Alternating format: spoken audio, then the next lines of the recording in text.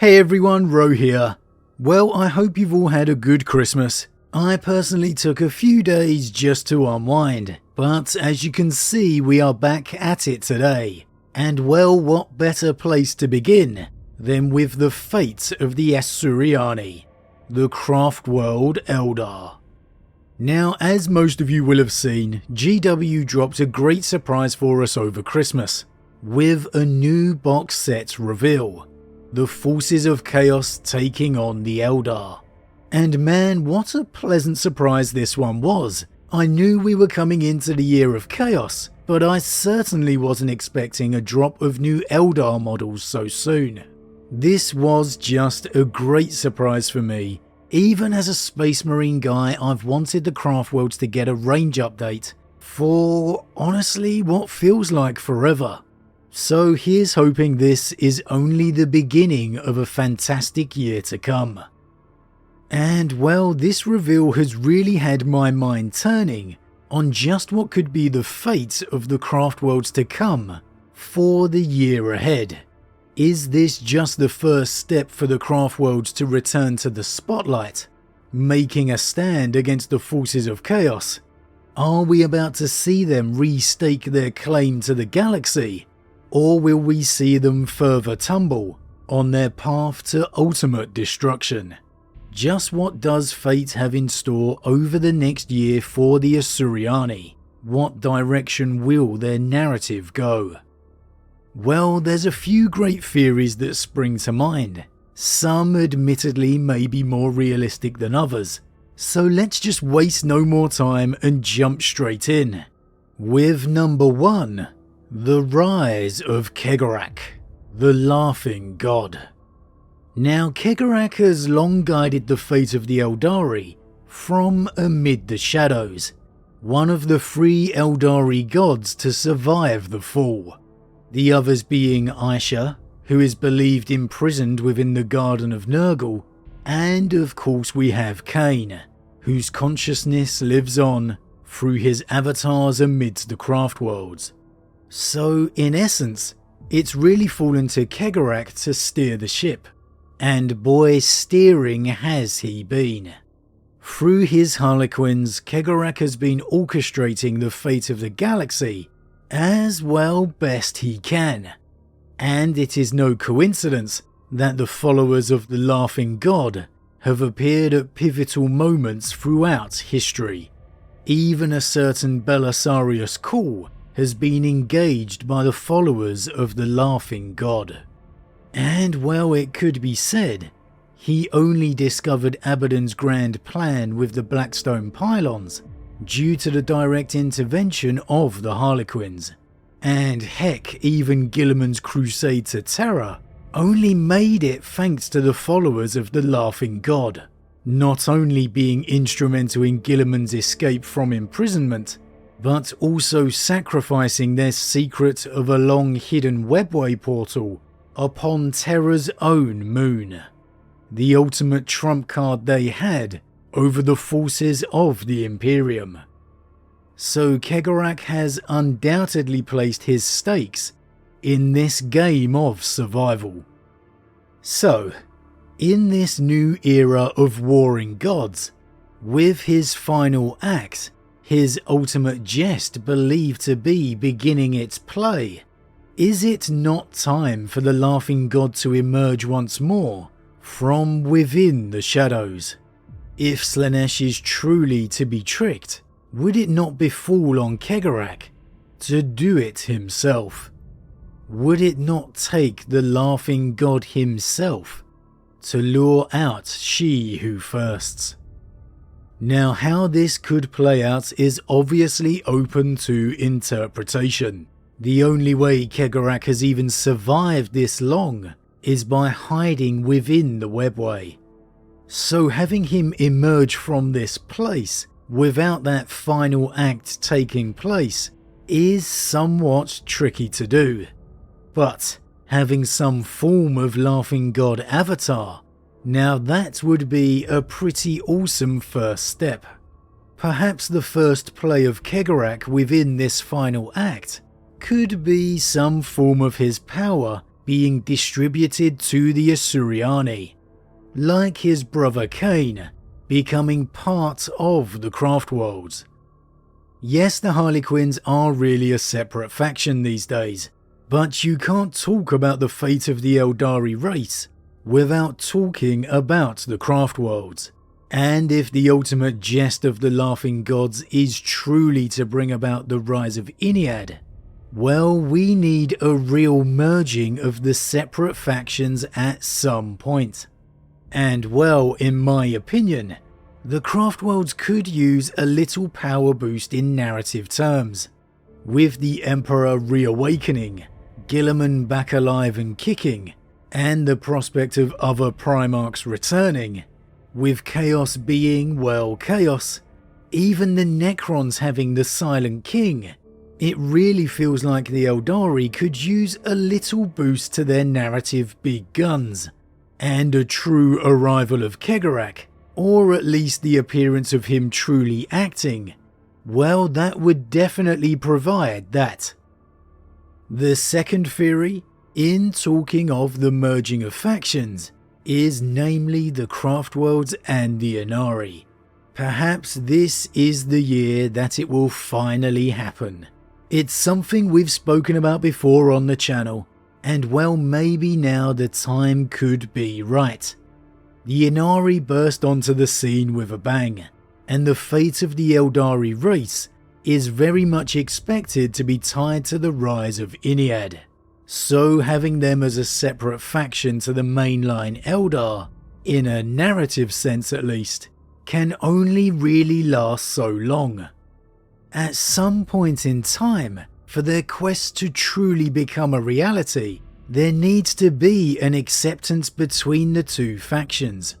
And it does have to be said the Inari have lost some of their steam over the past couple of years. To me, having a possible real resurgence in their war against Chaos could be the perfect time to have the Asuryani embrace Yvraine's quest.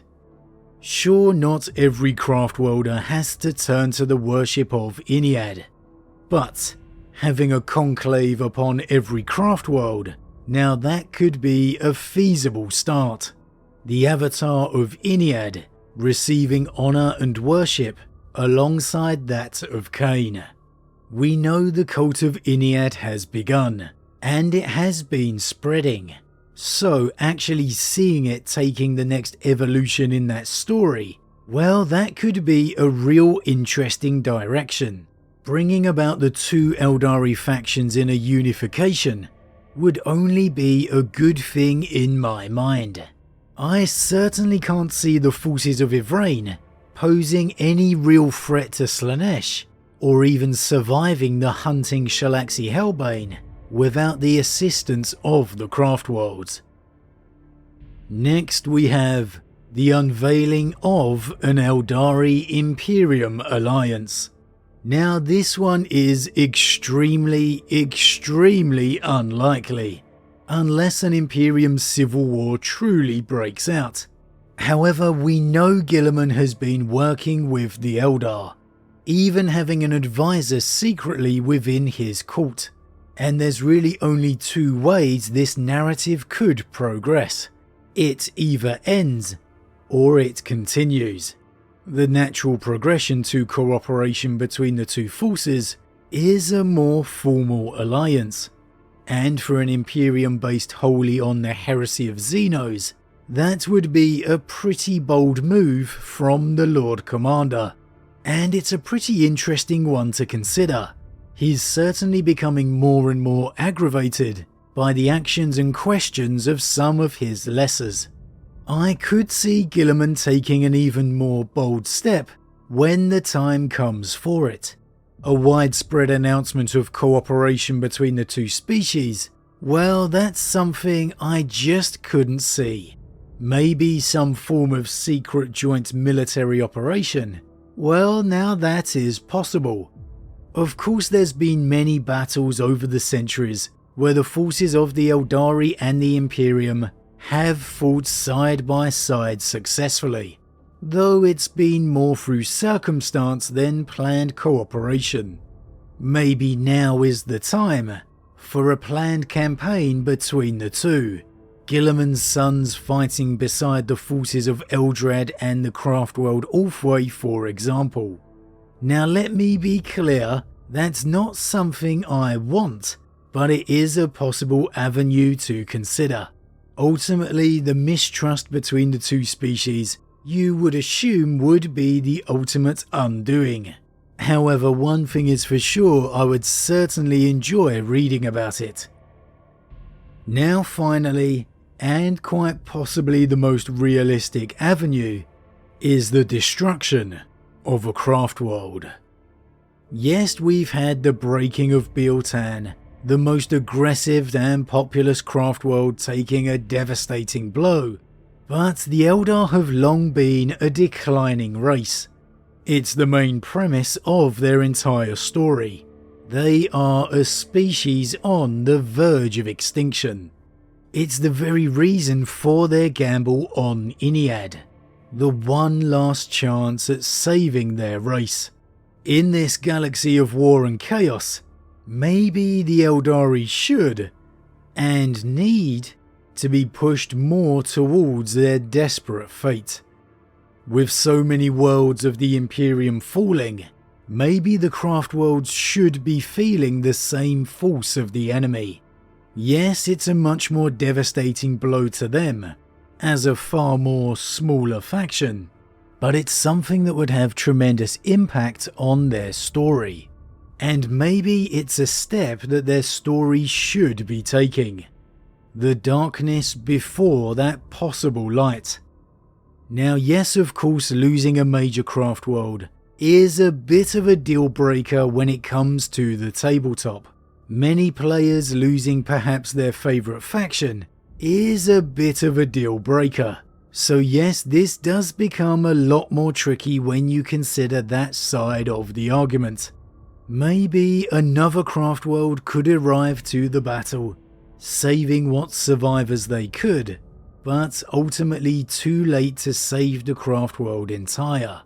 Thus an enclave of survivors is established upon another craft world, keeping that faction as a playable one, but moving on in the narrative story.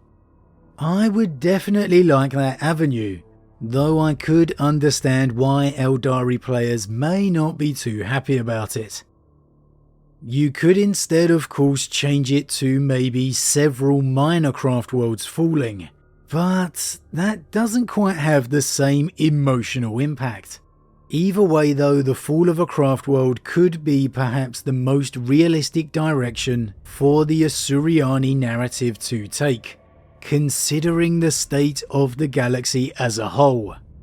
For me, if I had to pick, I'd love the emergence of Cegorach, having some form of avatar upon the craft worlds, giving them a bit more oomph and power in their own quest, really bringing the forces of the Aeldari to this brewing war of the gods.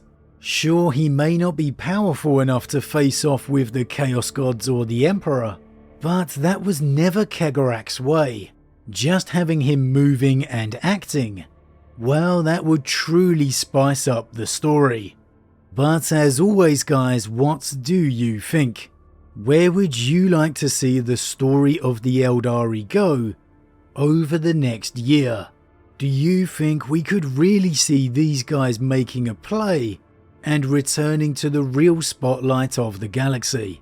Or has their time come and gone, and we are witnessing nothing short of their slow extinction? As always, leave your thoughts in the comments below, I love to read them. Huge thank you to all my subscribers, your support truly means a lot to me, it really does. And if you're new, please consider subscribing to help the channel grow. And if you enjoyed this particular vid, then why not drop a like on it too. But with that said, I am off, and I'll see you all again real soon.